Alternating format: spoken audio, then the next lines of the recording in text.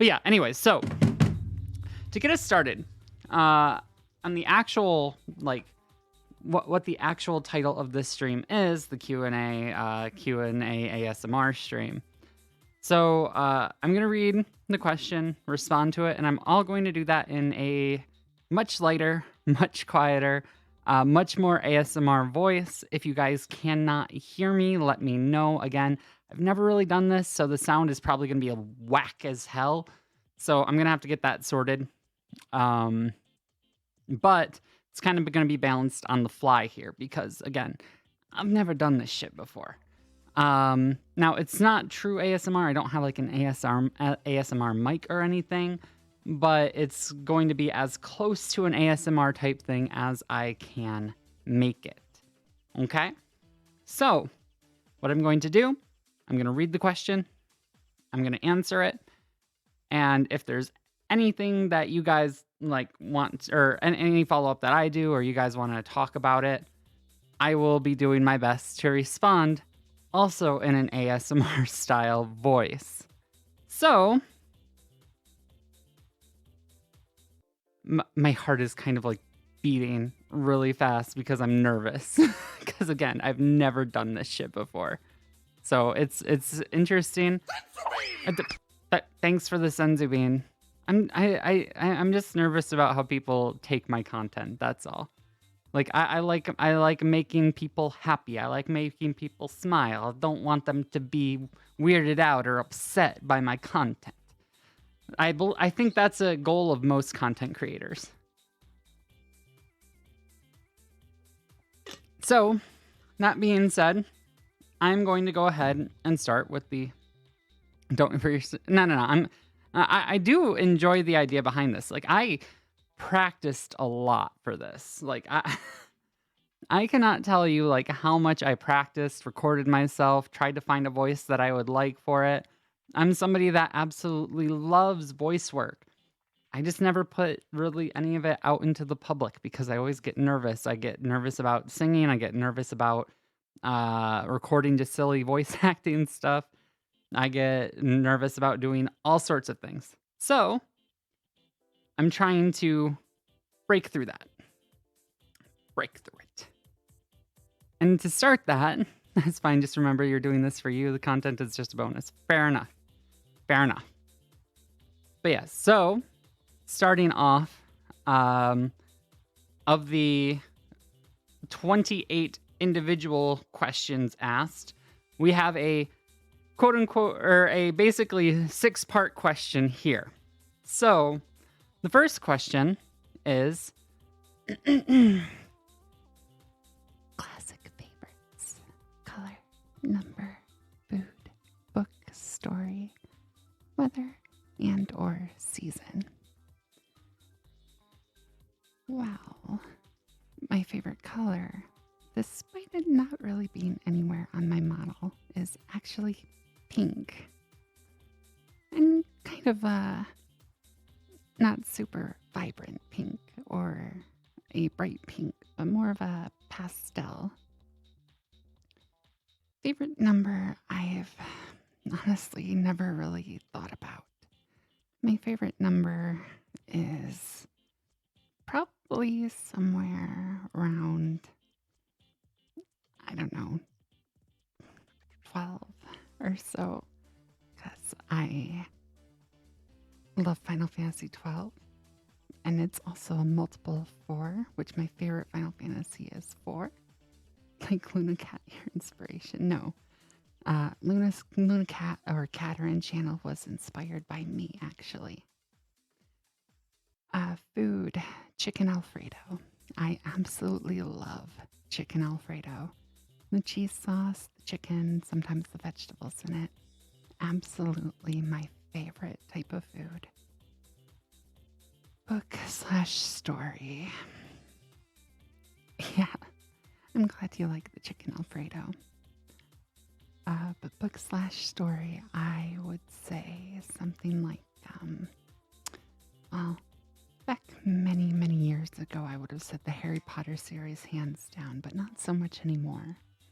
My favorite book or series is actually the Chronicles of the Immortal Nicholas Flamel, which I don't know if anybody has heard of those books, but essentially it's about this brother and sister that meet Nicholas Flamel, who was a old alchemist, and learn about immortality and technically their own history. So it's a very good series. I highly recommend that you look for it. Weather is snow by far. I absolutely love snow. It's beautiful to look at it. And if I could just have snow, but it not stay on the roads or sidewalk or driveways or anything like that, I would love snow all year round. But snow and ice are meh when on the road because I have to drive in that stuff. And even though I'm from the north, I hate driving in it. Fluffy snow, yeah. I love fluffy snow. It's so nice. And my favorite season would, much fitting with snow, be winter. I was born in the winter. I love snow. I mean, I used to snowboard when I was a kid, sled, ice skate, all of that. I absolutely love everything snow and ice related except for driving on it. And winter is my favorite season because of that. I remember playing in snowbanks as a kid, just all the deep, fluffy snow. Uh, so, one of my favorite memories about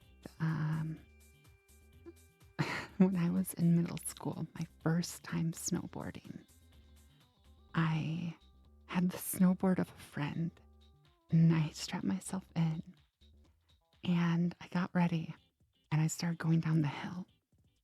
And before I knew it, I was staring down at just this field of white. And I hadn't realized, it took me a moment to realize that I was actually flying through the air because I had hit a bump. My feet weren't properly strapped into the snowboard, and I went flying off the snowboard. And I landed towards the bottom of the hill in this really big, fluffy mess of snow. And the snowboard just kind of slid down and bumped me on the butt. I wasn't hurt. I think I cut my leg a little bit, but that was it. It wasn't anything bad. So it was a lot of fun though. And I love snowboarding. Haven't done it in years though. Much like swimming. I haven't swam in years either. But yeah, so thank you for asking that set of questions. The next question is, what do you like the most about living in Japan? Or did you like the most about living in Japan? And what did you like the least? Now,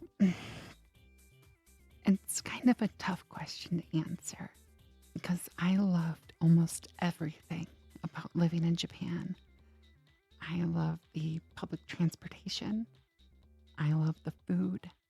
I loved the people out there. Like, the people that I lived around were very nice and understanding. The people I worked with in most of my time out there was very nice and very friendly. What I didn't like, the culture was great too, yes. I absolutely loved, excuse me, I absolutely loved going around to like their festivals, to their shrines, their temples. I liked, I actually worked at an elementary school out there, and I loved how their school days were.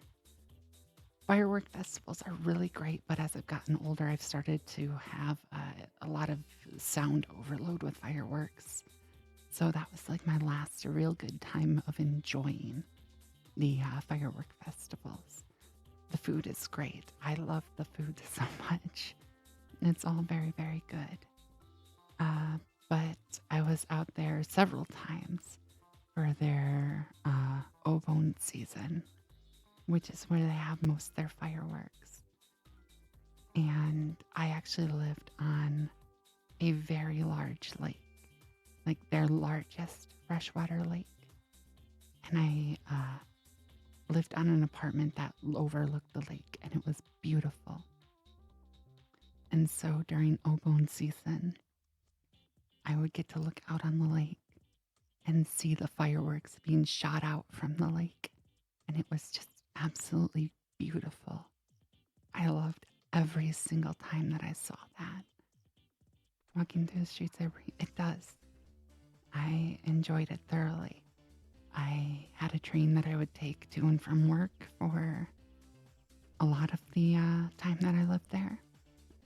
But I eventually just started walking to and from work because I wasn't that far from my work. And I also was like, it was just much more relaxing to walk. So it was something that I enjoyed, especially because I got to walk right along the lake. So I absolutely loved it. Thank you for that question. Oh, wait, like the least. I forgot to answer that part. Liking the least, I would honestly have to say I didn't like the systems there. And like what I mean by that is when I wanted to pay my rent, my company had to pay it for me. They would not. The property manager of my apartment would not allow me to pay it. I could not get a phone under my own name. I had to get it underneath the name of somebody that I could vouch for me. I could not open a bank account without the vouch of a Japanese person. So those kinds of systems that are still very xenophobic in a sense, systemically xenophobic. Those were the parts that I liked the least. Yeah, exactly. But yes, thank you for that question.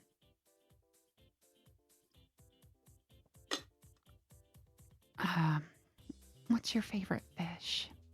And if seafood's good, tastiest fish or seafood?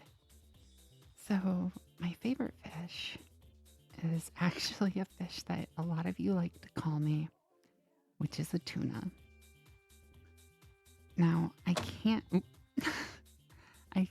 eat tuna straight from the can all day like my mom could, but I definitely love tuna fish. Still have paper currency note system. Yeah, no, I mean, they're slowly starting to get to more of a digital system, but they definitely are still very heavily in the paper note and coin system. But I love tuna. I have casseroles and helpers and stuff like that I also put tuna into. Again, my mom could eat it all day from a can. I can't do that. So I'm just somebody that's like, I like it cooked and in food, but not straight from a can, not cold and not from a can. If seafood's good, the tastiest fish or seafood? Well, honestly, my favorite type of seafood just in general is shrimp. I absolutely love shrimp. A close second would be crab. I absolutely love shrimp and crab. Those are my favorite types of seafood. I think tuna is a great streamer, don't you? I don't know who this tuna person is.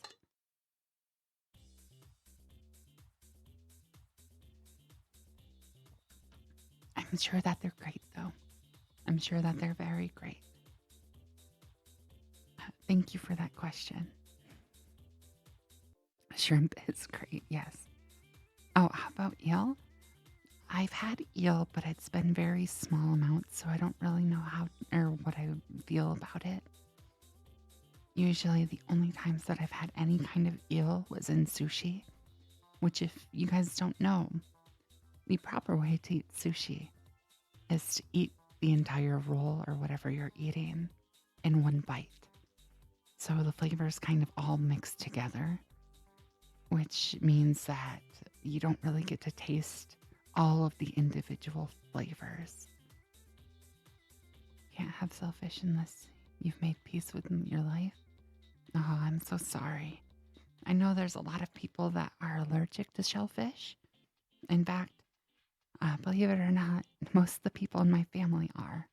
I'm just kind of the lucky one that isn't, which is really nice for me because I absolutely love shellfish. Yeah, I know a few people that are my mom's twin sister. Both of them are deathly allergic to shellfish as well. So it's very much an allergy that I'm very much aware of, and I'm glad that I haven't fallen into that category yet. Granted, my aunt's allergy to shellfish did not come in till later in her life, so that might be something that's still waiting for me. Those ramen houses are cute too. I love their ramen houses. There was actually one that was right on the lakeside. It was absolutely incredible. I loved the food, and it had a very nice view. Sis is allergic to berries. Ooh, that sucks. A berry allergy is not something that I could live with. I eat too many fruits. Next question is a very simple one. It just says, pickles? Question mark. And yes, thank you.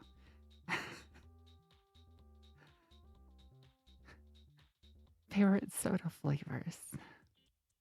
Ah, it's kind of weird to answer this question considering I've cut out soda, but that might be one of yours. Pitch eats pickles without anything. Yeah, no, I love pickles. I'll eat pickles straight from the jar. Absolutely delicious. I love them. I'll eat pickle spears, pickle slices. I'll eat the crinkle cut pickles individually. I'll eat the full on whole dill pickles. I'll eat any pickles except for relish. Relish is kind of weird for me. I think it's a texture thing with relish.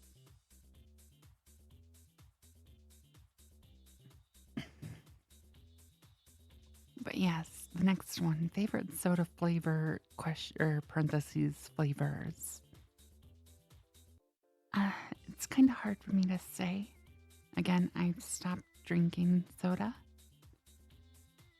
but soda flavors that I really enjoyed prior to stopping drinking it. My favorite is actually cream soda, specifically a Stewart's brand cream soda. That is my favorite type of cream soda. What about Akihabara? I loved Akiba. It was so good. It was one of my favorite places. Got to geek out a lot when I was there. But I also love Mountain Dew and basically any flavor that isn't like their like hot flamin' hot Cheeto flavor. Um, their fruitcake flavor was interesting as well, but like any of their standard flavors, so regular, voltage, live wire, code red, um, whiteout when that was a thing, and Baja Blast. I love all of those. Akiba was, yeah, it was really fun. I absolutely loved Akiba. Uh, I also love cherry Coke. Vanilla Coke is only good if you home make it, so you have your own vanilla syrup. And Dr. Pepper is nice.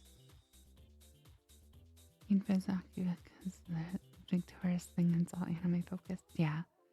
Well, all anime focused is a little bit of a stretch. It's very nerd culture focused, though. Definitely very nerd focused or culture focused. But thank you for the soda question. The next question is tea or coffee or both? And of those two, definitely tea. I don't drink coffee. Coffee is way too bitter for me. No matter if it's loaded up with cream or sugar, it is still just very, very bitter, and I don't like it at all. I'll drink like iced coffee sometimes, like when I visit Good Witch. But coffee just in general is not my favorite flavor. So, tea of those, and mostly just default green tea. I do like honey tea and lemon tea, but uh, generally standard green tea is what I would go with. Made coffee. No, I don't know what you mean by that, Shiro. Unless you're talking about like coffee at a maid cafe.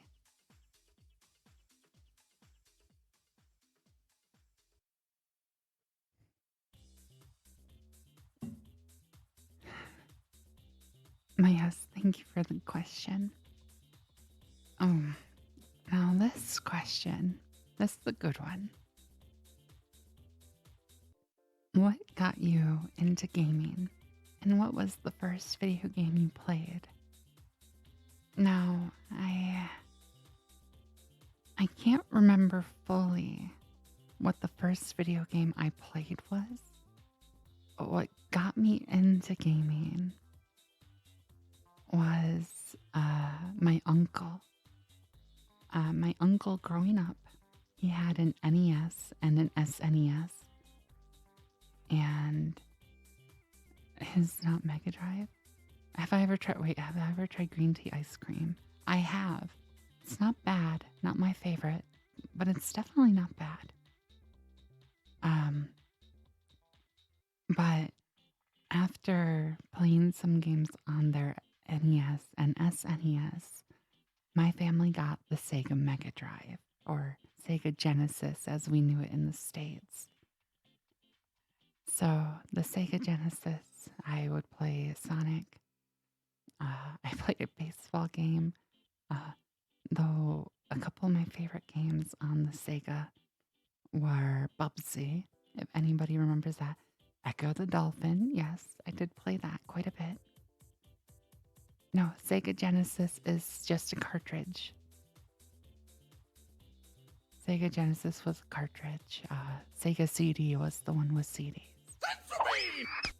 Thanks for the Sensuhana. Yes, I played Echo the Dolphin. I played Sonic the Hedgehog. Dr. Robotnik's Mean Bean Machine, yes. I wasn't great at that one, but I did. Sonic Spinball, I also played that.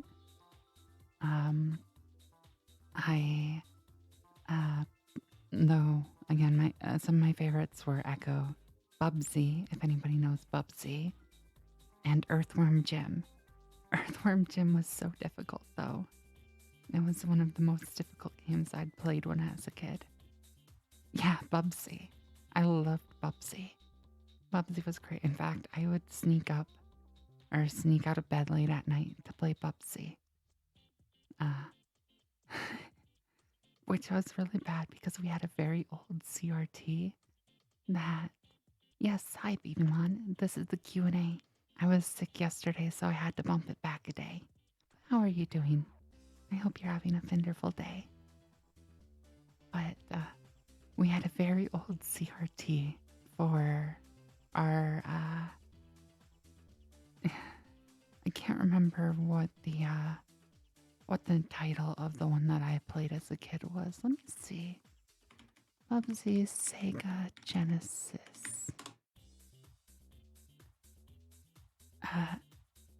Okay, yeah, no. That was the one that I played too. Bubsy and Claws Encounters of the Furred Kind. I would sneak up late at night to go down to our living room to play that game. And our old CRT, at least I could. I don't know about anybody else, but I could hear that TV from the other side of our house when it started up. I was very attuned to the high pitch, kind of really high pitched, long startup time of that CRT. Sneaking to play video games, classic. Yeah, exactly. Am good grinding the finals? Well, good luck with the finals. I hope that you do good.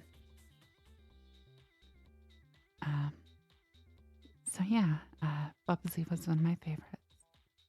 So you can play game. Yeah, exactly. It really was. and Sega Genesis was the one that we had. We eventually got a Nintendo 64. Uh, and then I got us a Wii and a GameCube and PlayStation 2. I never had a PlayStation 1. Never had an Xbox. Never played Toe Jam and Earl, no. And I never played Bubsy 3D.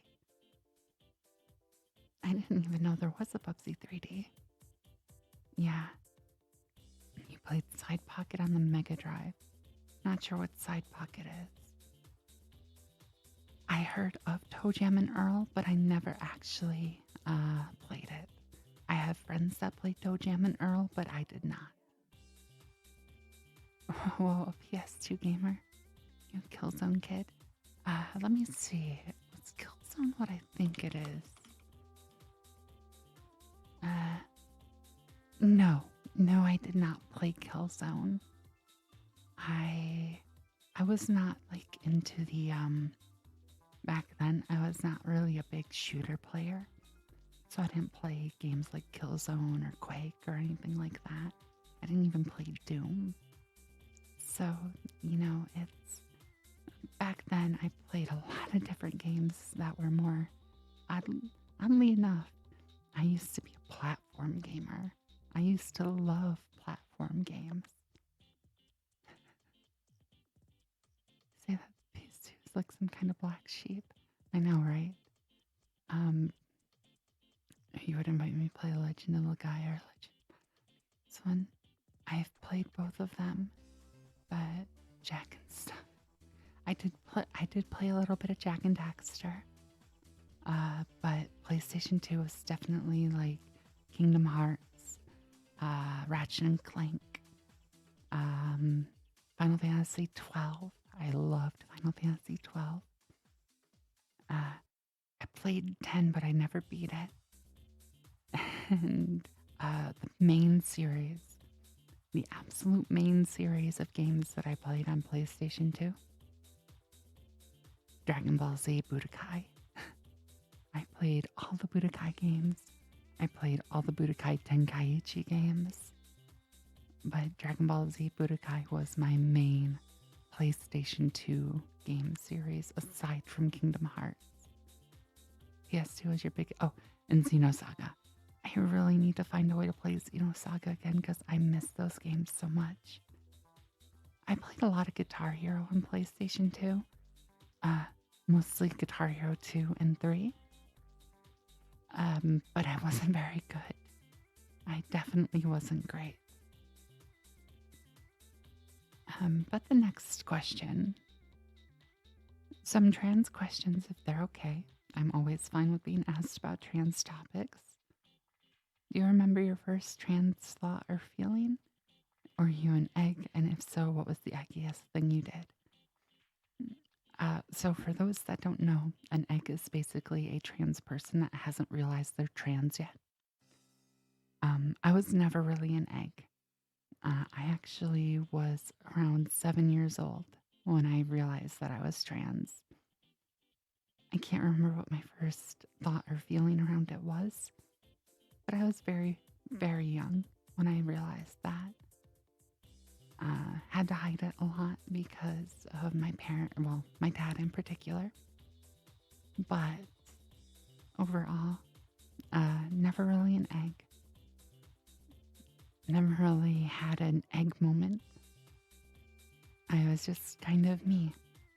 A little bit sheltered and repressed because trying to hide myself, but thanks for the question. Next one is, if you bought a zoo, how would you feel? What is an egg moment? So an egg moment is like, basically it's something like saying that, I would do this opposite gender thing, like this opposite gender type of situation, not because I like it, but because I think it would be funny. Or I want to do this thing just because I think it would be cool. No, I'm not like gay or anything like that. I just want to try this kind of thing. So you always play you always play female characters. Oh, I always play female characters in MMOs because I like to if I'm going to be staring at a character's butt on the screen, it might as well be a female one, so I like it. That kind of stuff. Now, that's not a guaranteed egg moment. That's not a guaranteed egg moment. None of these are guaranteed. No, no, no. It's fine. I'm here to answer any questions. But yes, that's not a guaranteed egg moment. But we find people that do ask those type of questions or give those types of reasons more often than not tend to lead and lean a little bit more into the maybe they're trans category. But that's not always the case. Some people do just pick characters because they have more options.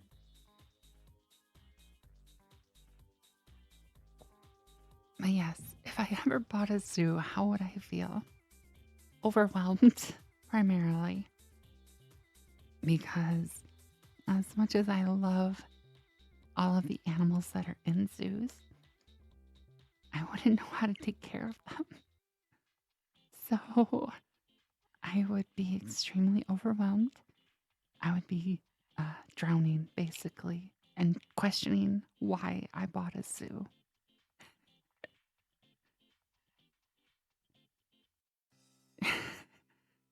Like, I love zoos. I love the animals. I love visiting them. And if I had the money and I had the knowledge, I would love to run a zoo. Mainly because I would love to be around those animals all the time. But for the equity and long-term financial growth, I don't think that zoos have like a massive long-time financial growth though. Most of them are publicly funded. They're not really there to make money. They're there to be educational and show types of animals that don't occur in the wild where you live. I'm gonna play Zoo Tycoon time. Do those schemes even still exist? I actually played Zoo Tycoon on PC when I was a kid, so do they actually still exist? That is my question.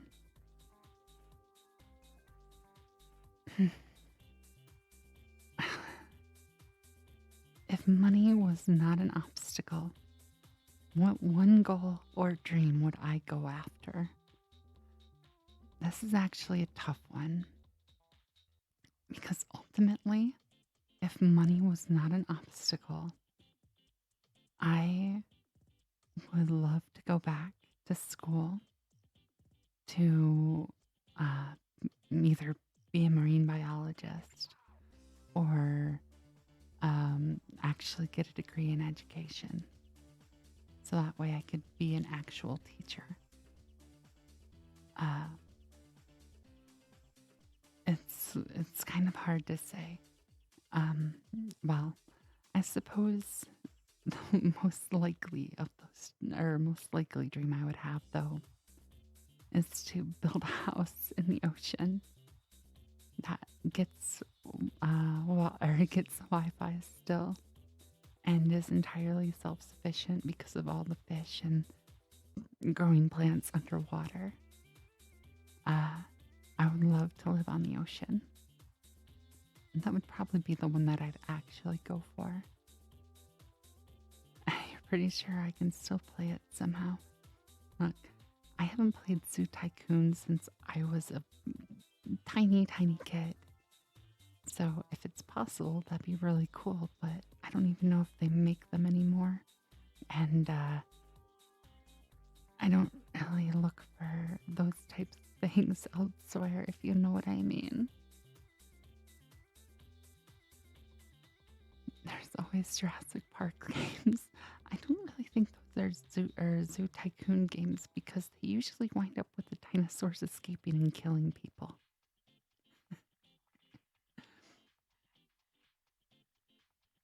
Next question is your most embarrassing memory go. My most embarrassing memory. Oh God, it's honestly uh, when I was in third grade.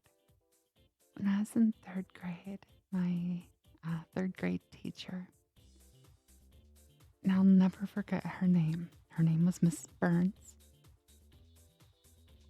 She was an absolute sweetheart most of the time. I absolutely loved her as a teacher until one day. And that one day, I was in class and I was doing a project that we were asked to do, which was something that we did in like a computer program. I think it was Kid Pick, Kid Pick or something like that. Kid Picks, maybe something like that. Yeah, Kid Picks. It was a project that we did in a software called Kid Picks. Kid Picks was originally released on the old Macintosh computers, and it was like a creative software. And yeah, for Mac, yeah. And I did my project, and I had to print it out, and I went to turn it in, and I wrote my name on top. And my teacher looks at my project and holds it out to me and is like, "What's wrong with this?" And I was so confused. I had no idea. I was sitting there like, what do you mean, what's wrong with this? I couldn't tell what was wrong. And she looked at me, looked back at the paper, looked at me again, and then started walking around the classroom, asking my classmates what was wrong with that paper. And I'm sitting there, I could not figure it out for the life of me. I just couldn't. I had no idea what was going on. And then she stopped because nobody else could figure it out. And she pointed at my name. I'd forgotten a letter, a singular letter in my name. So my name was incorrect on my paper in third grade. And she pointed that out to the entire class. I had never been so embarrassed. I had even been thrown up on the bus one day in like second grade. And I was not nearly embarrassed that day as I was in third grade with my teacher did that. She fell into the beta of the car going down the hill. The one that, the back of the car going, do you mean the back of the car going downhill? The one that scares? I'm not sure what you're saying, Shiro. I'm sorry. But yeah, that was my most embarrassing memory. That one is unfortunately going to stick with me forever, I feel.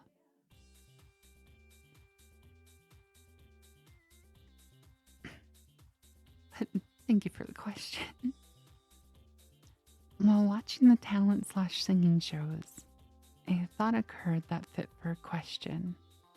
What 2 or 3 music genres seemingly don't work well, but somehow sound and feel surreal?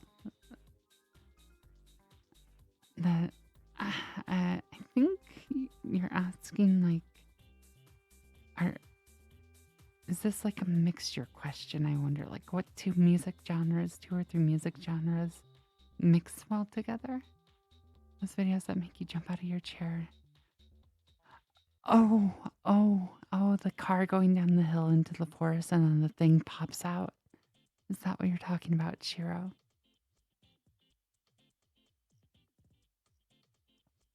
Yeah, my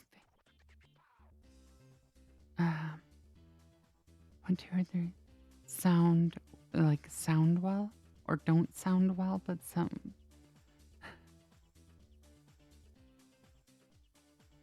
But no, those car commercials always scared me. I also kind of fell out of the chair when I was watching one of them. But I mean, honestly, I I have those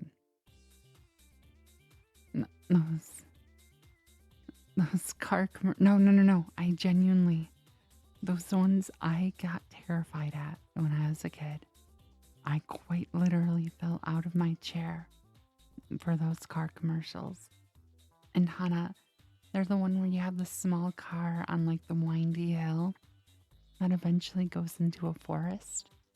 And while you're waiting for the car to come out the other side of the forest, it just pops or something pops up from me from like the bottom of the screen and like screams at you or something. Or the screen turns into a different image that's supposed to scare you. That kind of thing. But um, I mean, I'm, yeah, like that one, I guess. I don't know. Yes, I did. I did. I absolutely hated those commercials. Um, but no, but as for your question, I tend to listen to the same types of music like rock, alternative, um, and some light pop. Um, excuse me. Um, so I'm not entirely sure what kind of question or what kind of music I can say for this. I have listened to some synthwave, and that's an interesting type. Um, I've also listened to some nightcore, and that's also kind of interesting, but definitely not my usual type of music. So, chiptune music I listen to a lot as well.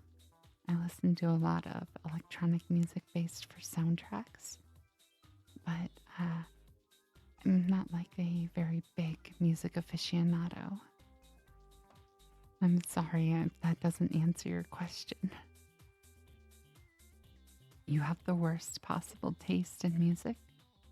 Oh, trust me, your music taste can't be as bad as my sister waking me up at 6 o'clock in the morning, actually closer to 5 o'clock in the morning, on a school day when I didn't have to be out of the house until 7 a.m. by listening to screamo music as loud as she could in the shower that was directly above my bedroom. I don't know who wakes up to screamo music, but I have to question your sanity. Because if you're listening to screamo music first thing in the morning, I, I really don't know what to do or say.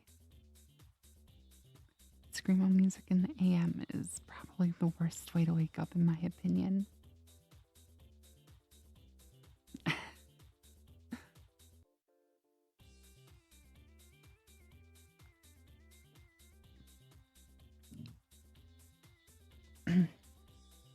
So all the metal rock bands. No, not metal specifically. I liked Disturbed, for example. Disturbed is still one of my favorites. They're considered metal. They're just not screamo.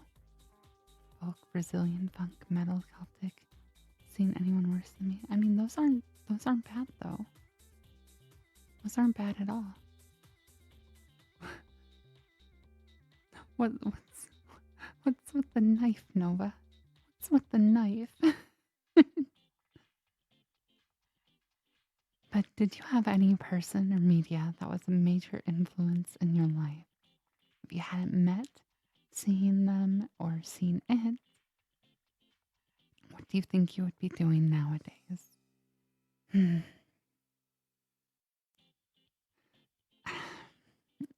See,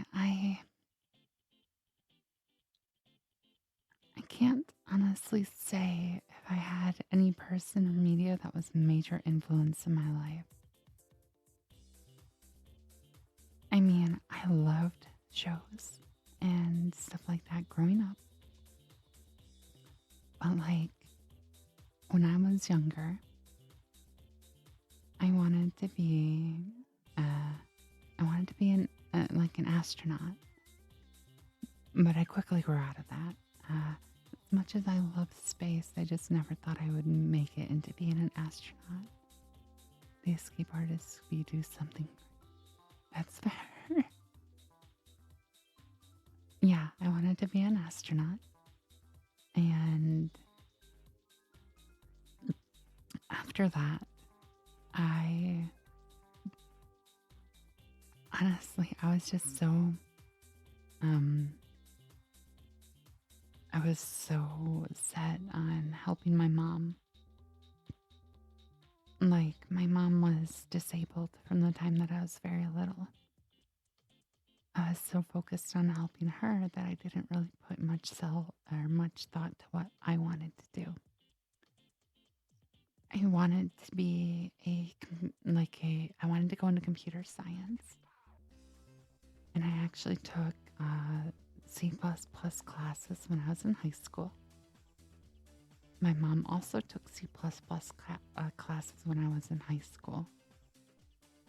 And she went for her C++ certification. Now, I did not ever take that much C++ and never got a certification. And after I graduated high school, I went to college for Japanese language primarily. And about halfway through my college career, I decided to switch to education. So I took both Japanese and education as a dual major. And nobody in my life was like a language person. Nobody really at that time cared about Japanese culture in my life. And I basically followed my own path. I'd say like my mom could be a person that was a major influence in my life because she was the person that always encouraged me to do what I wanted to do. And when I first went to Japan, she encouraged that. When I went to Japan in college, even though she was dead at the time, I knew she would have wanted me to go. So even though it was the same year she died, I used the money that I got from our life insurance for her to pay for my trip to Japan. And I absolutely loved it. So in a sense, she was a major influence, but didn't guide my path completely. And what do I think I'd be doing nowadays if I hadn't met them or seen them? Well, I mean, I don't know. To be quite frank, I don't know. Because obviously my mom was a big part of my life. I might have actually gone into another field like English or actual teaching, or actually gotten a full degree in like Japanese and stuff like that and worked on translations. Or I might have gone into marine biology because I have always loved the ocean. I don't know. Had to get fired from your oh no, I'm sorry. I was never fired from a job or internship in Japan. Some people on my program were, and I felt so bad for them. But I definitely played it by the straight and narrow and made sure that I was following all the rules that I could and kept myself out of trouble. But it was something where they are very strict over there. They have different rules. And if you even got the cops called on you for some reason, you were gone. So I wasn't one of the people that went out drinking. I wasn't a person that went out causing a ruckus. So I was kind of keeping myself under anybody's radar out there.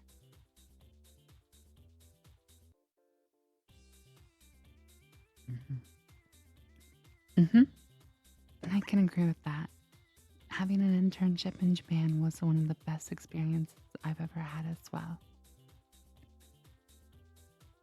It's not for everybody. Japan is very different, and it's a very different culture. It's great as a tourist, much more harder if you're living there. Oh, thank you for the bloopy. But I definitely recommend at least going out there as a tourist at least once. Okay, the next question. Other than dolphins, what's the cutest thing you've ever seen in your life? Other than dolphins. So, fun fact,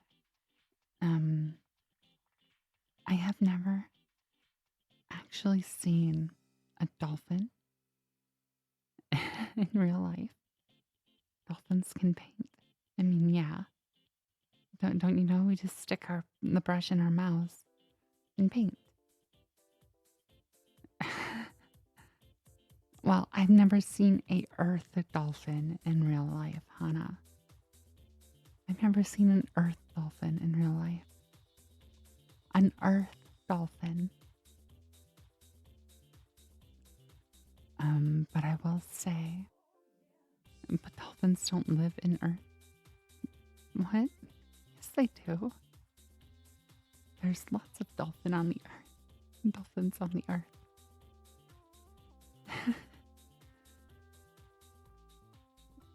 But I would say that the cutest thing that I've ever seen was a baby bunny. When we were building the deck outside my childhood home, we dug a post hole for one of the deck support beams. Yes, a baby bunny. And one morning we went out there, and there was an entire family of bunnies in one of the holes. And I think what happened was they fell in there. And then the mom had the others go in there just to keep everybody together and safe. But they were so adorable. I absolutely love baby bunnies. They're so fluffy. They were adorable. And I absolutely love them. They were by far one of the cutest things that I've ever seen. Rabbits are killers. Those big teeth can fool you. I think somebody's been watching a little bit too much Monty Python. Rabbits are killers only to vegetables or herbivores. In Monty Python, maybe there's a killer rabbit, but not in real life.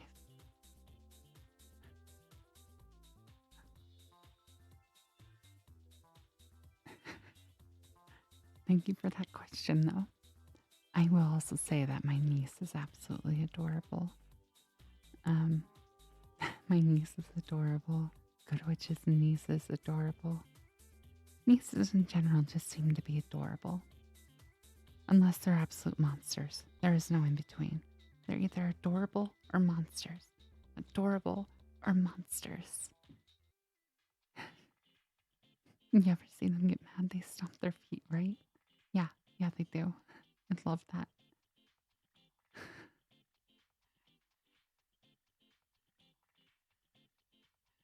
Okay, next question. Have you done any voice training or are you self-taught? Well, I mean, I've done so this is kind of an awkward question because I'm self-taught, but I self-taught myself with voice training. Any professional voice training is what I'm guessing you're asking. And if you're asking about professional voice training, then no. Everything that I've done with my voice, all the voices that I do, all the different types of tones and everything, accents, everything I've ever done, all me. I have never had a professional training in my entire life. Um, so I'm 100% self-taught. I started, I started doing a lot of my voice training when I lived in Japan with friends on Discord or Skype, depending on the era. And it was just basically friends in the US that were up really late anyway, or up really early and had free time. And I would sit on calls with them late at night just talking. I would do different voices. I would try to make myself sound better for myself. And you had a voice trainer get you to a good state. That's good. I mean, you may not have. The thing with training is you got to keep it up regularly or you will start to lose it, you know? But yes, I am entirely self-taught and I always feel like I could have done better. Always. Like, a lot of my voice I still don't like, but it is something that I'm working on. You've always been jealous of your. Oh, well, that's a nice thing to say to a Ranicar.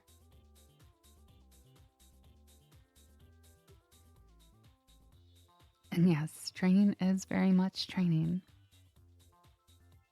You did a bunch of exercises. I mean, I still am meh on my own voice. Oh, was that to me? I am still very meh on my own voice. I do try to improve it. A lot of what I do content wise, I tend to get very loud during. And I,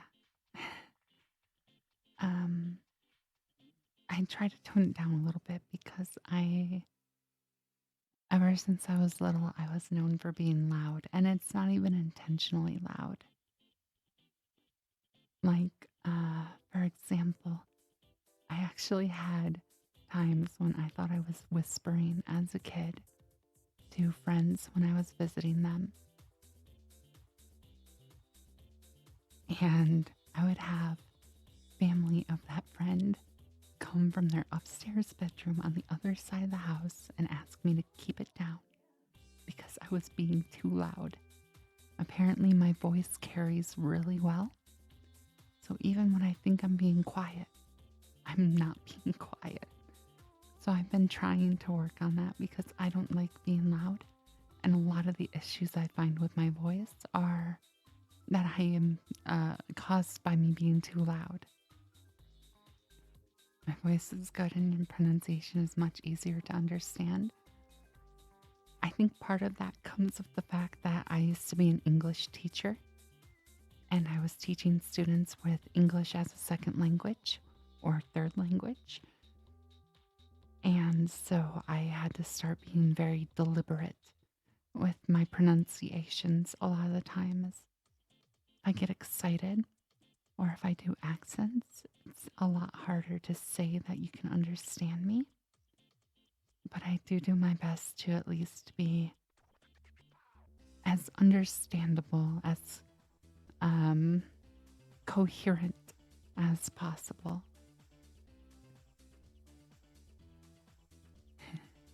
Of course, of course. You are the same too. And I mean, even if your voice isn't anywhere on the internet, I'm sure that it's great. Um, but yes, so I have done a lot of different stuff with my voice over the years, mainly to try and make myself feel better about my voice. Like honestly, this kind of voice is one of my favorites because it fits a lot better what I'm trying to go for. Maybe a little bit too quiet. Also, classical feminine speech patterns contain more syllable emphasis than masculine voices. That is also true. But I don't go off of like classical stuff because classical patterns are bullshit. Let's be completely honest. Classical patterns are cemented in bullshit.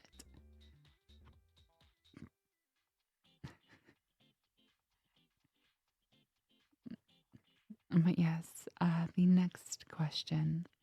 What sort of games do you enjoy the most? And that's honestly anti-classic, Luna. Yes. Embrace modernity. Reject classic, reject the classics, embrace modernity. Now, don't reject all classics because classical music is still good. And by classical music, I mean like the 70s and 80s. The 90s and 2000s are officially retro.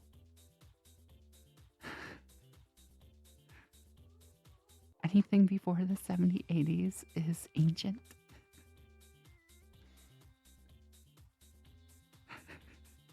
And yes, I'm making a lot of people feel very old right now, and I'm not sorry.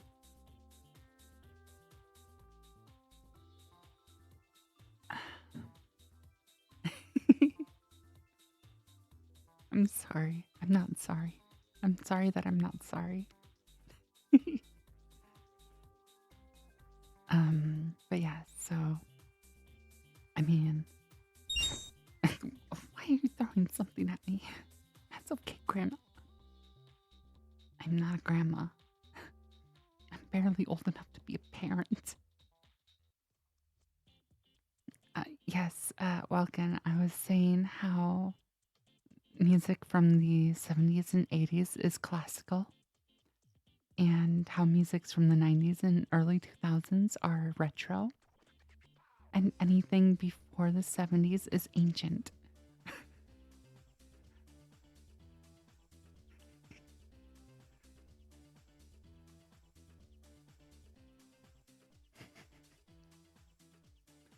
And I'm not a grandma. I'm not a grandma. You listen to that music, but you're inclined to agree. See? See? I also listen to that music, and I am the one that said this. My auntie. I don't mind being an aunt. I have a niece. Wait, how do you know that you're older than me? How do you know that you're older than me?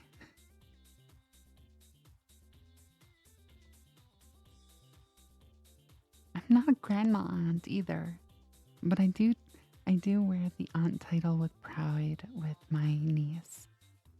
My niece is adorable. I haven't gotten to meet her yet, but I am proud to be her auntie.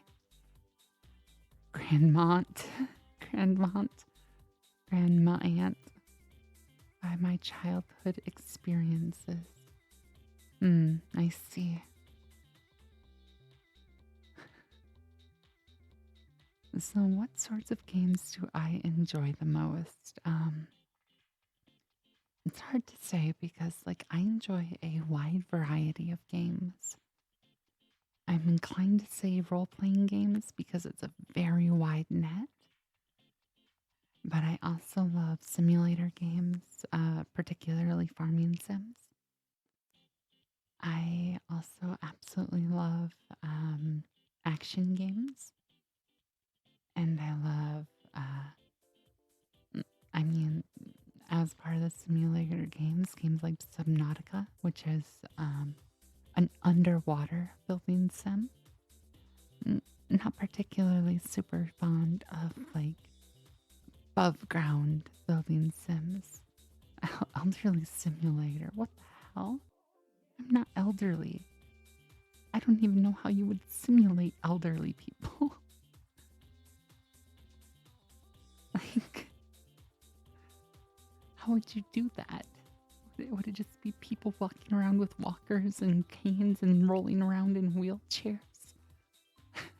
Is that an elderly simulator? Make your ideal grandparent.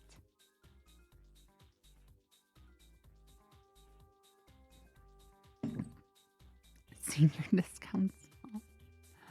So it was funny. When I was a kid, we went to a video rental store because those still existed back then. And we were checking out a movie, checking out a couple of movies. I was with my dad and my younger sister. And we get to the register, and the price was a lot lower than what we had anticipated. And my dad asked about it. And the cashier was just like, yeah, X number of movies with your senior's discount. And I'm just like, oh my God. My dad was just called a senior in front of me. And I was dying laughing. You're the fastest domino player in the world. You just set one up and drop it, and that's it. But yes, my dad was like, he looked livid too, but he was like standing there. He's just like, I'm not a senior citizen. And I'm just like, it's the most hilarious thing to me that I've ever encountered with him. Because he got called a senior citizen at a video rental place and got a senior discount on movies because of it. They didn't even check his ID or anything. They're just like, yeah, this is the total of it with these number of movies and your senior citizen discount. It was so good. It was so good. It was one of the best things ever.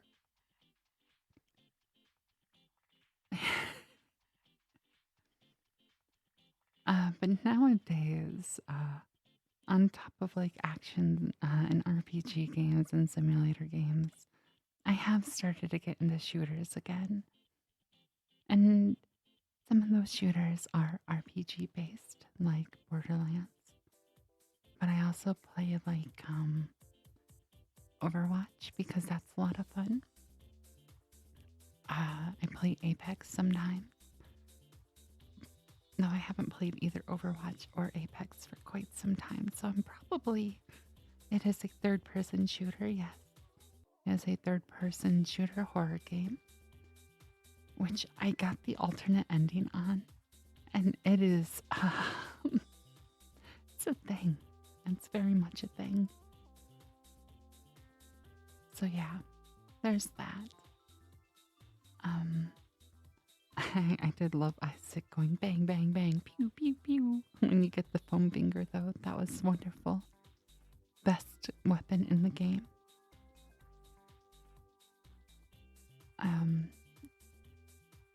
Games that I enjoy most, however, do not, contrary to popular belief, include horror games.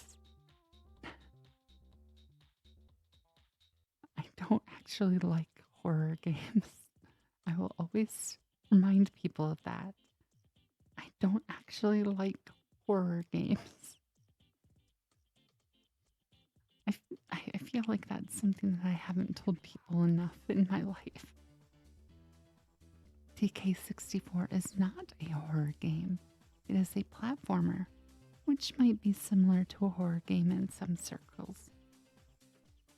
Mario 64 is not a horror game. What are you talking about? How is Mario 64 a horror game? The closest game that I can think of that I play on the N64 that is a horror game, the closest one that I can think of that would be considered a horror game is Majora's Mask. Majora's Mask is probably the closest of those to a horror game. VR horror game, no. I would die. I did play FNAF VR on stream before, I believe, actually. Like, I do think that I actually played FNAF VR on stream before, but I can't remember. You don't know, one time your cousin purchased phone from this guy in his garage and blood was dripping from it. It was only $5. I've never played VR chat. I never ever played it. I have the heart of a groundhog, so any game that has horror themes is really scary. And Hannah, that just sounds like the start of a creepypasta. Maybe you should write one up. Are creepypastas even still a thing? Do people do creepypastas anymore? I don't actually know if creepypastas are a thing. You played FNAF Security Breach, but you don't remember me playing VR FNAF. I see, I see. Like, I think it was a while ago if I did it. So it might be something that I would have to try again. Though, to be completely honest, I kind of don't really use my VR headset anymore. I might have to look into setting it up again. But, kind of thing. I actually don't even know if I can use my VR headset anymore. It's an Oculus that I'd never attached to a Facebook account. And if I remember correctly, they made it so you can't use it without a Facebook account. I've never done VR chat before. I've never done it. I don't think my model will work in VR chat. I don't really plan on doing VR chat anything. So I don't know. I wouldn't even know what to do in VR chat, to be completely honest. They changed it so you need a Meta account, and it doesn't have to be connected to Facebook anymore. Well, I don't have a Meta account, or rather, I have a Facebook account, which means I probably have a Meta account, but I never connected it. I never connected it to Facebook or Meta or anything. So I don't know if mine's just bricked or what now.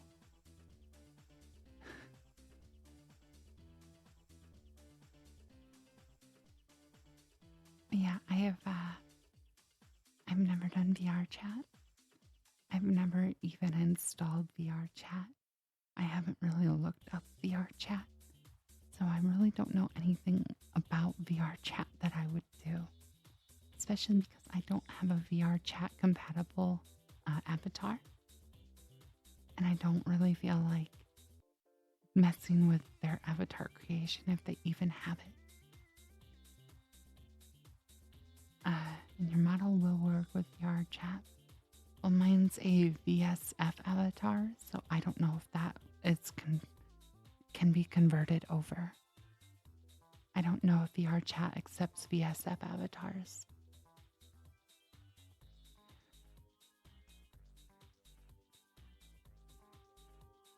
And that sucks that you have to have enough time, like play time, to be able to upload them anyway. It's a more advanced VRM. Yeah, it's a more advanced VRM designed specifically to use features in VC phase. So it's an entirely different file format for VTubing. Whereas VRM can be used for multiple types of systems and projects. I don't know. Like I said, I don't know. I've never tried. Yeah, I've never tried, so I don't know. I know that VC or VSF avatar files cannot be worked on in like Blender or anything like that. So it's basically once it's exported, if you don't have the Blender files, your model can no longer be worked on in Blender. The time of misplaced rent trolls and abusive behavior. That's fair. All right, next question time. Is there anything that makes you feel all warm and fluffy inside? Um, Pets, as in like dogs and cats and stuff like that. I love being able to pet them and cuddle them and all that kind of stuff. When I'm visiting Goodwitch, I absolutely love her cat Splat. And whenever Splat cuddles up with me, I absolutely love it. Splat likes to hang out with me in the mornings, which is honestly why most of the pictures that I post of Splat after I visit are of Splat on my bed. It's because Splat sees me on the bed and curls up with me. I absolutely love Splat. Splat is an adorable, adorable cat. Albus is also great. He's a absolute drama king of a husky, though. And honestly, he's a mood in a lot of situations as well, where he's just lying on the floor like, I'm done with everything.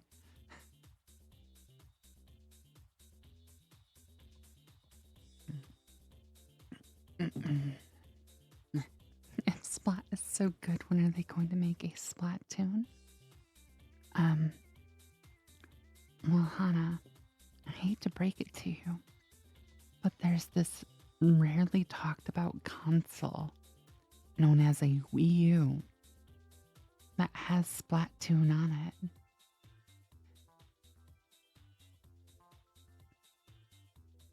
Wii, WII, and capital U. That console has Splatoon. I know it's a very niche console. Not a lot of people know about it. It's, sorry you missed a letter. Okay. What letter did you miss?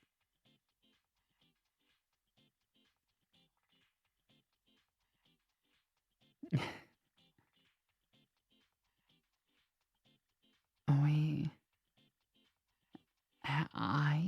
I what? IT? What? What? ITLO?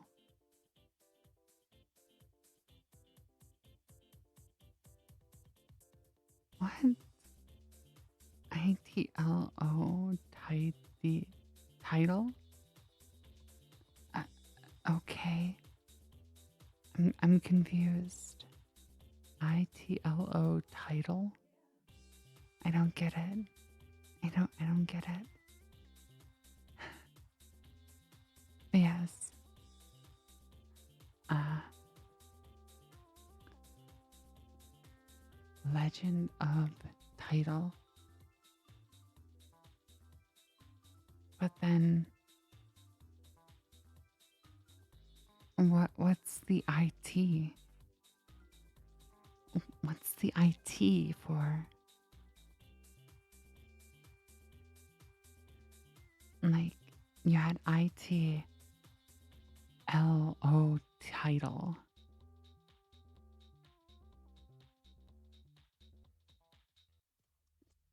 IT. I didn't just press certain keys. Got it. Got it. I see. I see. Um but yes, pets in general, any kind of pet, as long as they're cuddly, they're friendly, and I can pet them. They are absolutely the stuff that makes me warm and fluffy inside. Also, a nice hot cup of cocoa. I absolutely love cocoa. That makes me all happy and warm inside as well. Quite literally.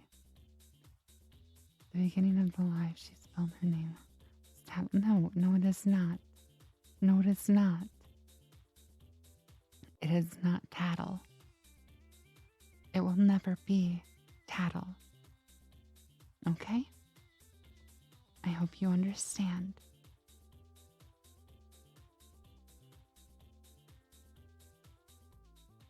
hope you understand it is not tattle. Okay? Good. So the next question is, do you believe in fate? And are there any examples of coincidences you feel was influenced by supernatural forces? Um, so yes and no. I believe in fate to an extent. I believe that there are some things and some people that you are drawn to. I don't believe that your whole life is determined, but essentially, what I believe is that you get basically guided to a branch in the road. You choose your branch and you continue to alter that branch until you come to another set point, which then branches off even more. I don't believe that there is like a super powerful, your fate is written in stone. But as for examples of coincidences I feel is influenced by supernatural forces, I think I've talked about this before, but if I haven't, I've actually had throughout my life, they're much less common nowadays, but throughout my life, I have had precognitive dreams, dreams that actually show bits of the future. Now, unfortunately, they're not very like interesting things. They're like some of the ones that I remember are I got no, I was actually sleeping for these dreams. But I would get like dreams that I was in class and we were going over a specific subject for a day, a subject that I'd never heard about beforehand. And like the teacher would ask a certain group of people in a certain order certain questions. And those types of things would come up and play back. And I would experience that dream in real life. Or there was, I think, honestly, one of the ones that is most kind of fitting for me is actually the day my mom died. The day my mom died, I was driving and I started to see flashes of my mom lying in bed in a pool of her own blood. Like just before my very eyes, I started seeing those flashes. I had not been told that my mom was dead. I was not told that my mom had taken her life. But I was seeing that as I was driving. And it was actually so bad to the point where I actually had to pull over for a minute until my mind settled down because it was actually making it impossible for me to safely drive. So I know that there's some things that are driven by supernatural forces in my life. They're not generally anything like no, they're not generally anything important, but obviously sometimes they are. Um, but the precognitive dreams are just usually mundane stuff. But I do believe that there's some kind of fate involved in everybody's life, even if it's not like a super powerful force.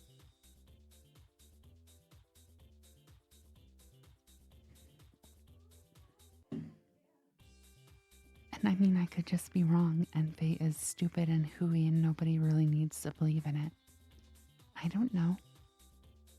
I'm not a expert on fate. But if you could change your fate, would ya?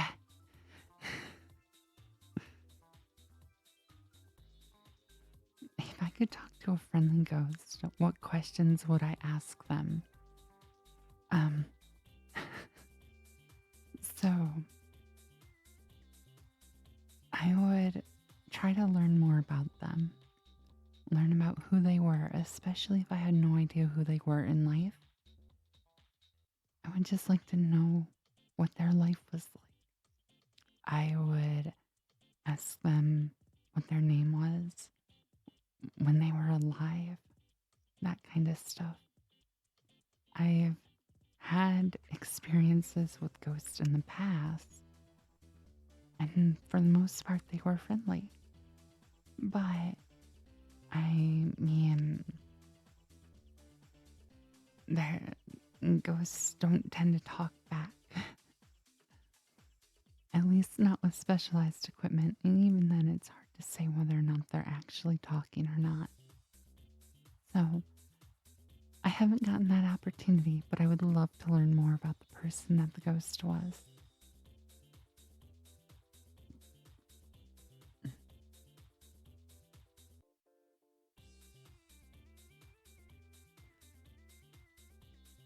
Next question is any proficiencies in programming or computer science, or are computers too complicated? First of all, first of all, I take offense to the assumption that computers are too complicated for me. I take offense to that notion. I take so much offense to that notion. But no, I mean, I know, right? Um, Personally, I'm not a computer science person. I have tried coding in C++, HTML, CSS, SAS. Um, but honestly, it's not so much that it's too complicated. I just get bored very easily with coding. Like, I understand the concepts of it. I understand how to create stuff with it. I used Gaia Online and a website called iMeme, so I understand HTML and CSS on a basic level. But honestly, I just get bored. I stare at those screens and I'm just like, oh, I'm having fun. And then, like 5 minutes later, I'm just like, all this is a bunch of text and numbers. I'm so bored. I'm so bored. And that is when I generally stop doing it. I actually got reminded in December or early January that my Code Academy Pro subscription, my yearly subscription of $200 something was about to renew. And I'm just like, hold the fucking phone. I thought I canceled this like 2 years ago. And I apparently didn't. So I had like 2 years of Code Academy subscriptions that I didn't realize that I was paying for because I thought I had canceled it.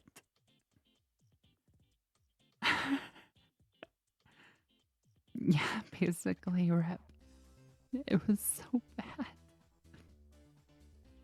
But it's canceled now. I made sure of that. I went onto the website and I was like, cancel, cancel, cancel, cancel. I removed all of my payment information, everything. I'm just like, you are not renewing because I did not want it to renew in any way, shape, or form at all. Because that would have been $200 that I don't think I would have been okay with spending at that point in time. So, to answer the question, I have basic proficiency in some. Did I ever didn't know? I've never had a HelloFresh subscription. I have basic programming proficiency, very basic. But I just get bored beyond that. Next question. What things are oddly satisfying in life? Bubble wrap. Bubble wrap is oddly satisfying. Honestly, though, video editing, content creation, doing weird voices or different voices, just voice work in general, uh, the smell of a fresh book. Like, I'm talking a never before opened book.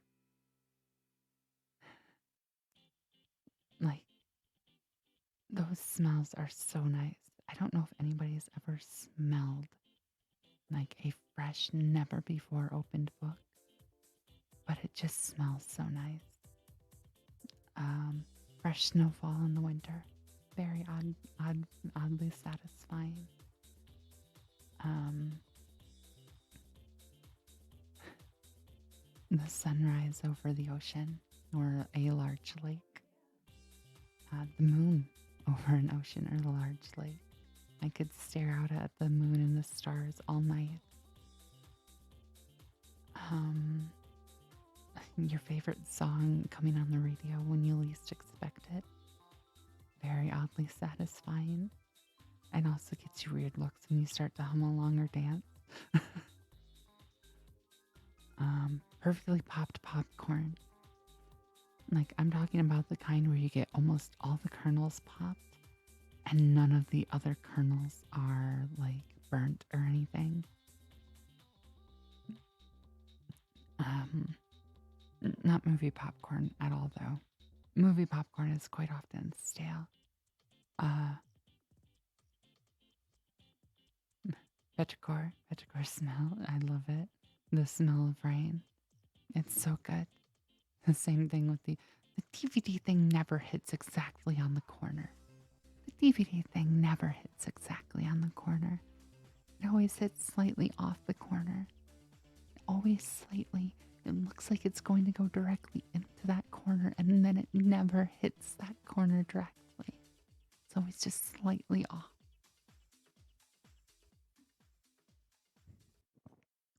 Always just slightly off.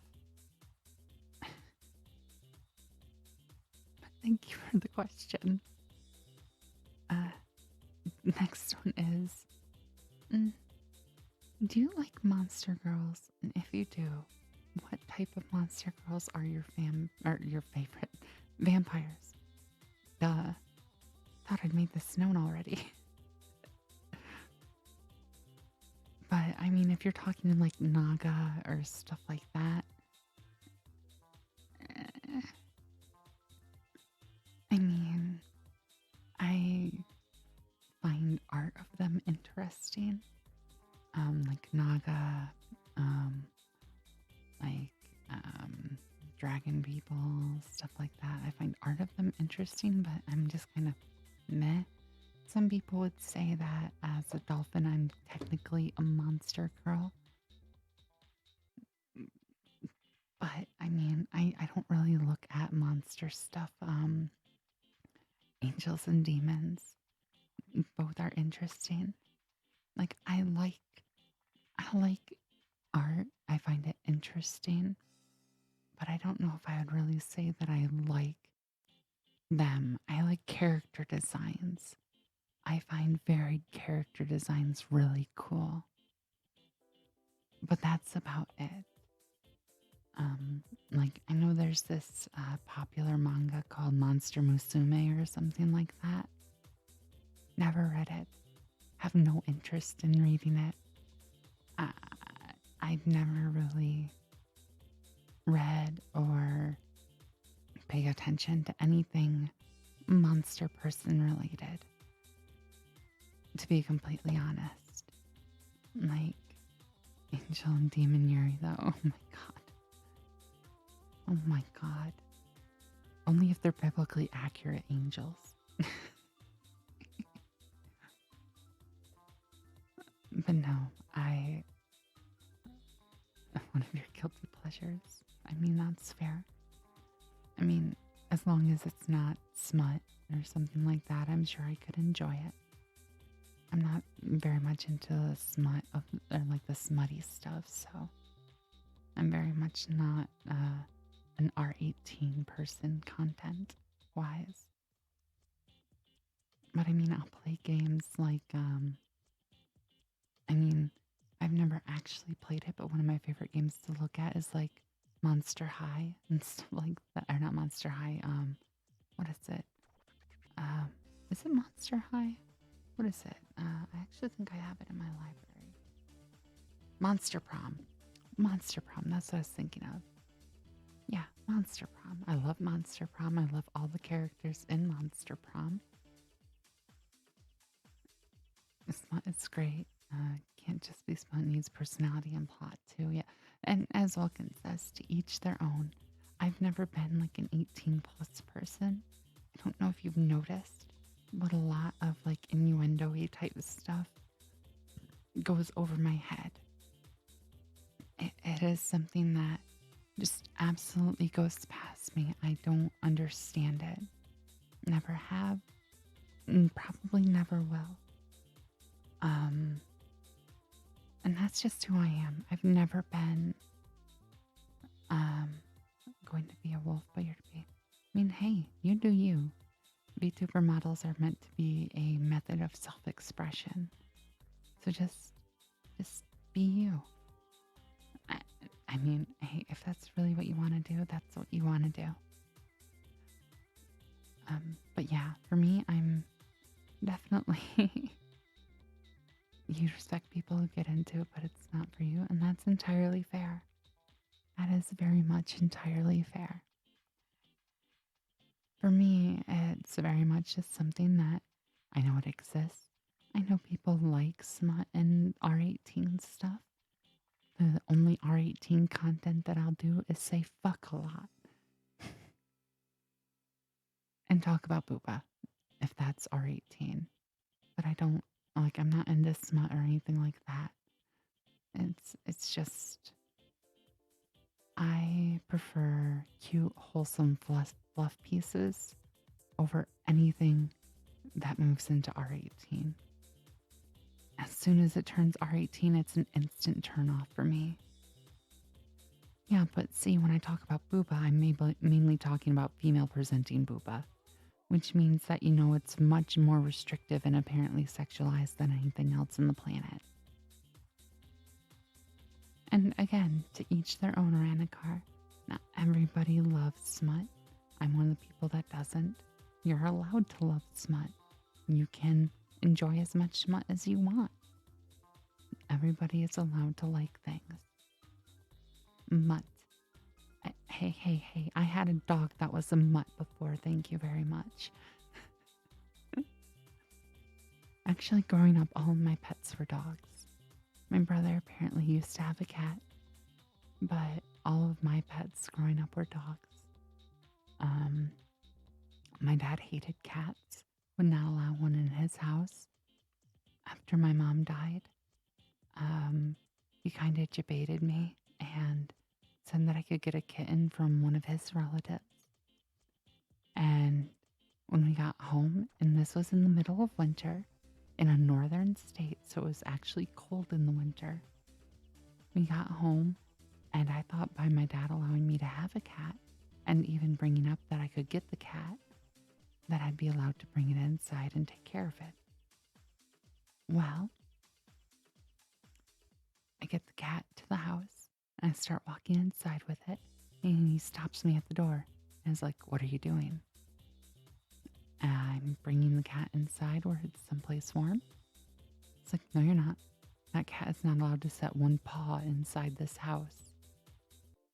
So, in the middle of winter, my dad, as it was getting to nighttime, wanted me to leave this baby cat outside. I know. Yeah. So basically, what I did was the next morning, I took the baby cat back because I'm like, I'm not going to have a dead kitten on my conscience. We were not set up to have a cat that was kept outside in the middle of winter. We didn't have a warm place for it. I literally gave it a warm thermos, wrapped it in a lot of blankets, and had it in our garage to keep it sheltered from the cold until I could take it back. Yeah, because my dad just, no, he fought against it. Yeah, I was so sad. I loved that cat too. It had the most beautiful blue eyes.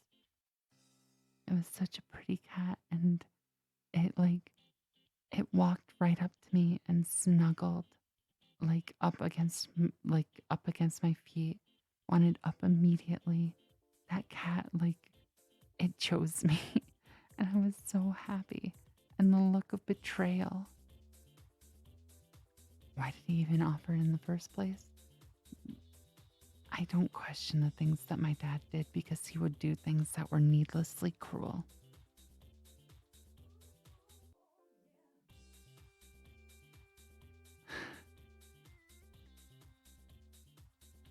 And if I tried to dig too far into it, I would probably find a lot more reason than just the needless cruelty in it. And I wouldn't want to dig deeper.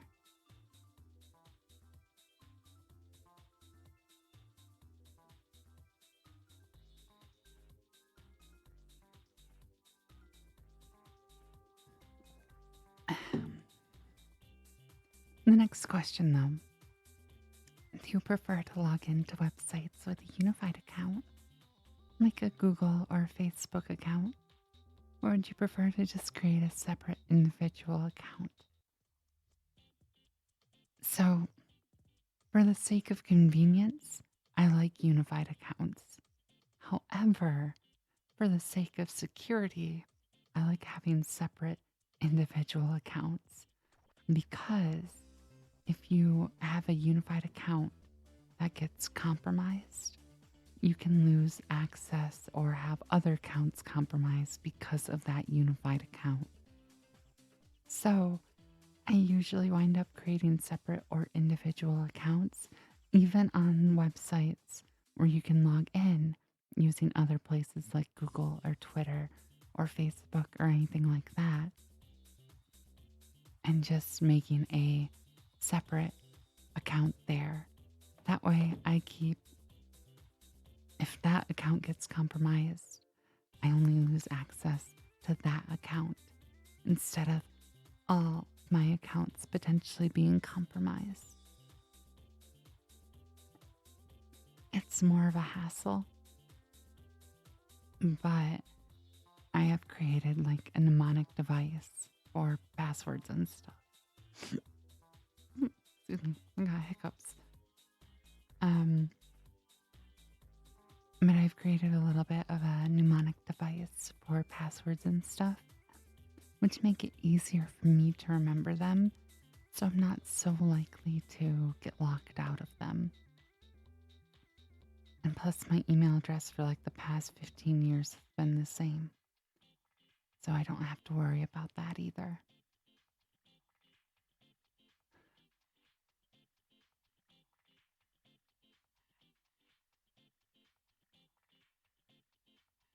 Um, Next question.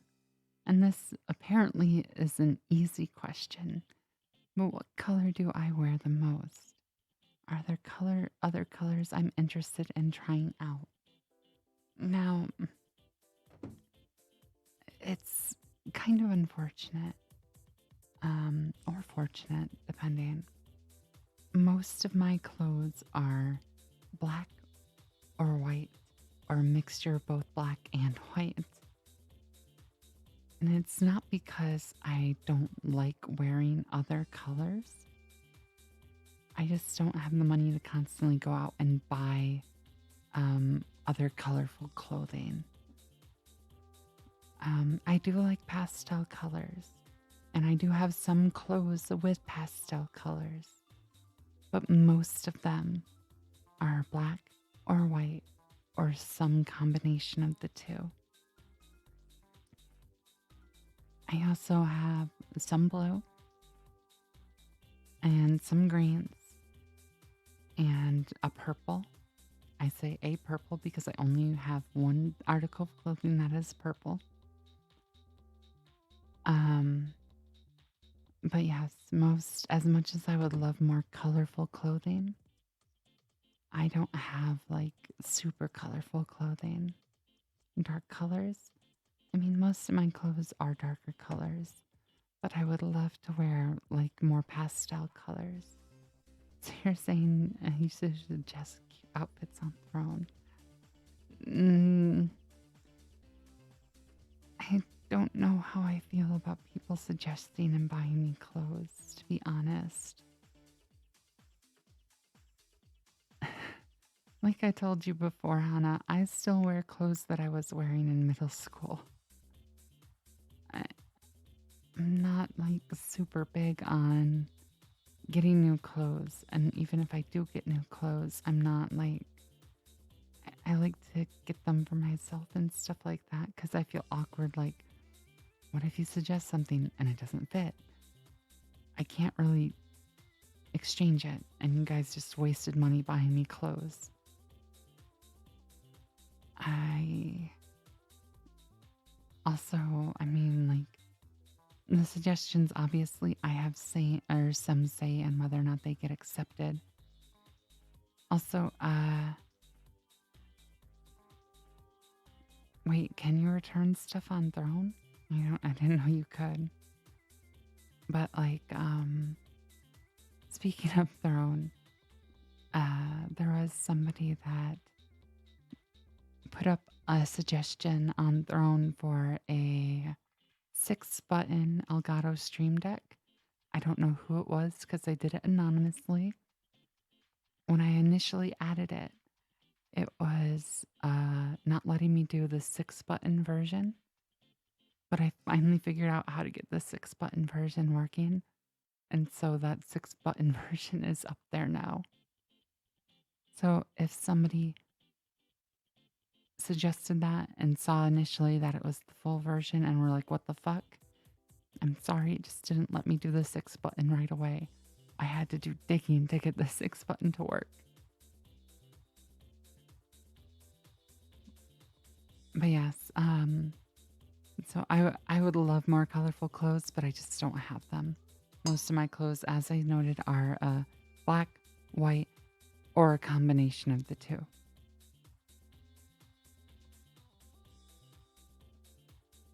Next question is hair dyeing.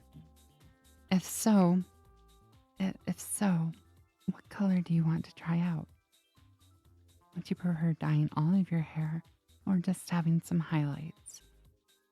So actually, um, I've dyed my hair a few times in my life. And the first time that I dyed it, I was in high school and I had an urge to dye my hair black. And I had to keep it a natural hair color. So black, brown, like a ginger redhead color, that kind of stuff. Otherwise, I couldn't, I would have to like cut my hair for work because my work was only natural hair colors allowed kind of thing. So I dyed my hair black, which I'm a natural blonde, and my eyebrows are like platinum blonde specifically. So only my eyebrows are platinum blonde, by the way. The rest of my hair is like a golden dirty blonde. So when I was in high school, I had black hair with bright blonde eyebrows. No blonde Luna model, I'm sorry. There's not going to be a blonde Luna model. But yes, I had like bright blonde eyebrows and pitch black hair. Though it's funny because the initial time I dyed my hair when I was in high school, I thought I had dyed. I thought I had dyed it black, but I had actually done like a cobalt blue and electric blue. Excuse me. But you could only tell that there was any blue in it in just the right light. So when I was at home or when I was at school, it looked black. but the lights at where I worked hit my hair just right that one of my managers came up to me and was like, "You need to dye your hair. You need to dye your hair again." And I was confused. I was like, "Why?" And she's like, "Because I can see blue." "What do you mean you can see blue? Your hair, it's blue." I was like, I was so confused. And then she took me to the mirror in by one of our bathrooms, and the light was hitting it at the right spot, so I could see the blue in my hair there. I was both awestruck and extremely confused, and like also at the same time really sad because I didn't want to have to dye my hair again, but I did. She's like, either you bleach it out or you dye it. And I'm just like, I'm gonna dye it black again. I promise it'll be actual black by the next shift. So I had actually black hair by the next shift. Um, when I was working out in the state previous to this or the one that I live in now, so a couple of years ago, I dyed my hair a kind of lavender purple. I really liked it. My hair has gotten a little bit darker in the blonde since I was in high school. It's still blonde, just a little darker. And so the violet purple or the lavender purple didn't stand out nearly as much as I wanted. And so I wound up going full on dark purple. And I absolutely loved it.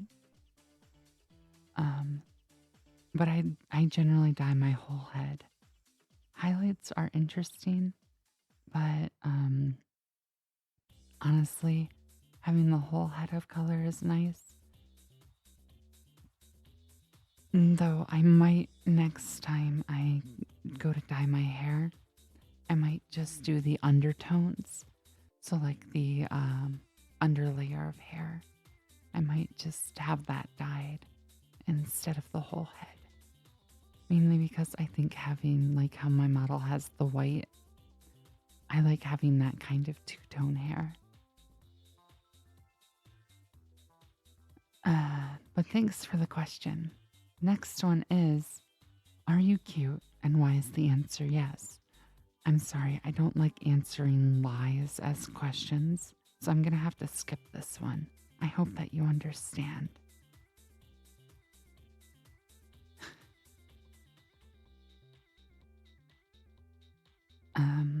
What sparked your interest in the sea and space? Um, well, honestly, when I was a kid, I loved swimming. Again, I don't like dealing with lies or Anacar. I loved swimming and I loved reading. And so I got a lot of books about marine biology. Well, not marine biology itself, that would have been way too advanced at the time. But like, I read a lot of books on sharks, on dolphins, on fish, on whales, on squid and octopi. I basically, any kind of book about the ocean that I could get my hands on as a kid, I got. And really, it all just tied back to me swimming. I just love to swim. Space is mainly because I love the night sky. I love the moon. I love the stars. If I could have a room where I could look out at the moon and the stars at any time of day, and I do mean any time of day, like even if it's daytime, if I looked outside, I could see the moon and stars. That would be my ideal room. I used to dream. I used to dream about having a room out in my family's backyard. Well, have a good night, Shiro. Thank you for stopping by. I hope that you have a good rest of your night. But I used to dream about having a room that was in my backyard that was invisible to anybody looking outside of it. But to me, I could see outside of that room. Like I could see the grass and leaves, but most importantly, I could see the stars and moon above any given time of, or any time that I was in bed. Just look up at the sky. And my love of the night sky got me looking into space and reading about the planets, the solar systems, the different types of galaxies, and realizing that my love of the ocean, the love of all the different animals in the ocean, and my love of space kind of intersected with like the depths of the ocean, how the deep sea, the deeper regions of the sea are basically like they're essentially like space, but on our planet. And so I absolutely fell in love with the ocean and space. And I love all the different types of things that come from the ocean and space. I love the ideas of other intelligent life out in space and would love to see them. I love the different types of planets that could exist, the different types of worlds that are out there, things that are more like technologically advanced than us, planets that are mostly oceans, all of that kind of stuff. I love it all. And I would love to one day be able to see some of that stuff. Though, honestly, by the time interstellar travel is actually invented by humans, I'll be long dead.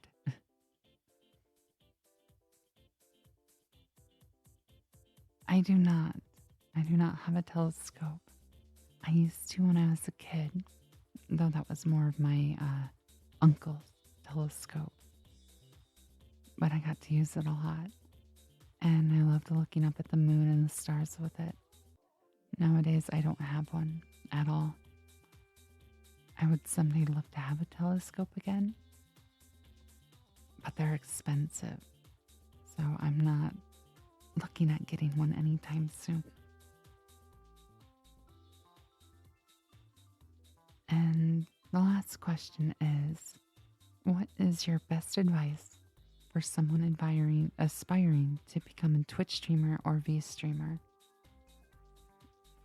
Do what you want and we'll have fun with. Because if you don't have fun with the content that you're creating, your chat will know.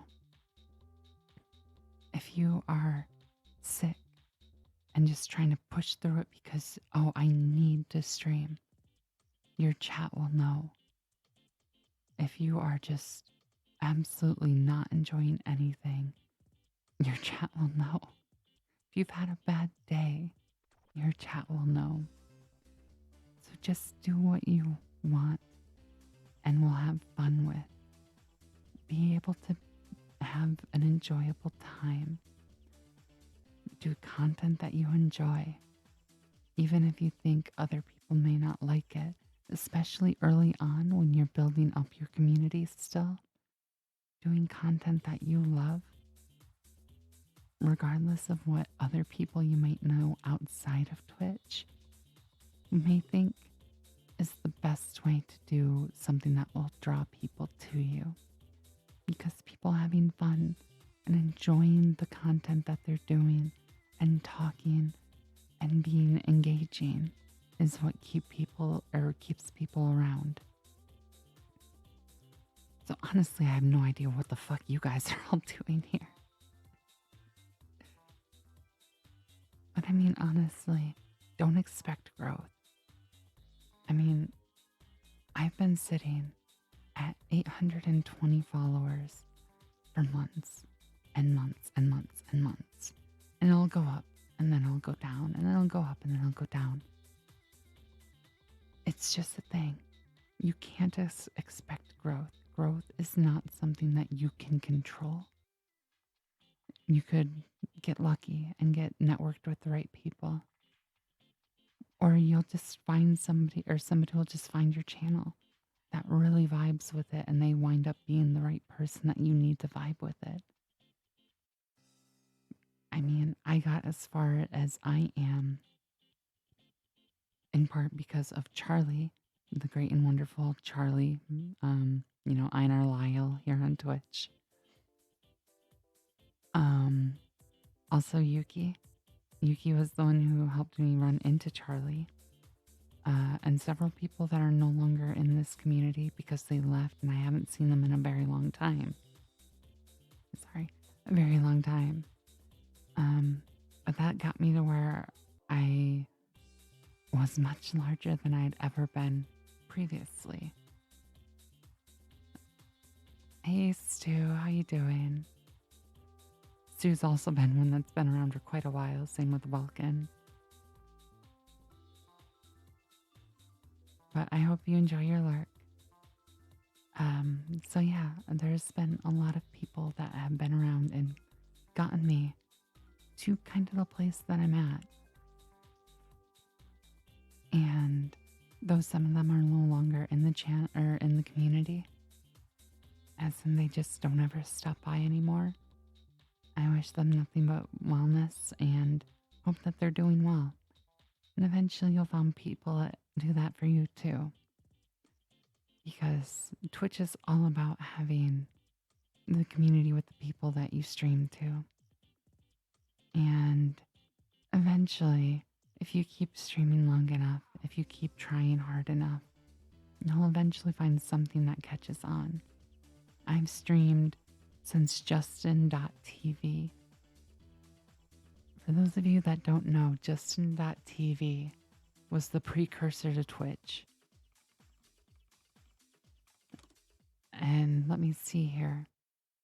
It launched 15 years ago, and then it was bought out by Twitch in 2014. I was streaming for, I think, 2 years or so on Justin.tv. And so I've been streaming on and off for about, 10 years now? It's been a long time. And I'm still what I would consider a babu streamer. I'm a small streamer. But I'm a lot larger than when I started streaming 10 years ago. I've only streamed really consistently the last 3 years. But 10 years ago, I definitely had just myself. So be prepared for that. Be prepared for you to be streaming to yourself. You gotta get used to talking to yourself because you're not always going to have a chat. You're not always going to have people that can come in and talk with you. But if you keep at it, eventually you'll get people that find you, likely by chance with Twitch's algorithm. And they will want to stick around. You'll talk to the stream elements about, yeah, sometimes you got to do that too. Just something to keep yourself talking. Because most people, honestly, don't want to go into a stream where they see the person just staring at the screen, not talking, not commenting, or just breaking the silence to bitch at their opponents and be like, oh, that's not fair. What the fuck, man? Kind of thing. They want people that can be entertaining, that can have fun with them, that can engage with them. And you have about 30 seconds to show that you can be conversationalist and talk. Because generally after 30 seconds, especially with the ads nowadays, they will look at your channel, look at your content, and say, this isn't for me, and they will never come back. Some people might come back if they get randomly suggested your video again, but they will never intentionally come back.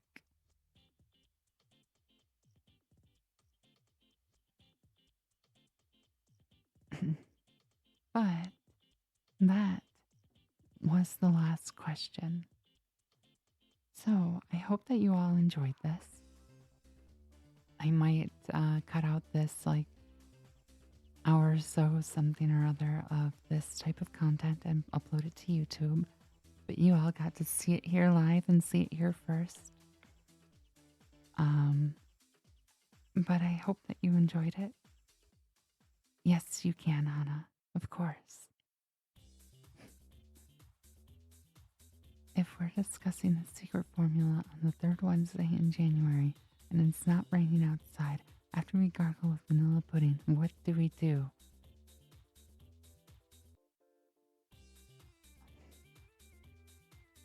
Shit, I forget what the Krabby Patty secret formula secret handshake is.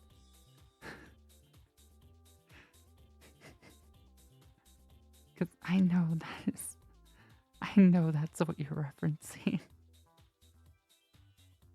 You just see, it's January with the, you, pass? Yep, exactly. Yes, so I do hope that you enjoyed it.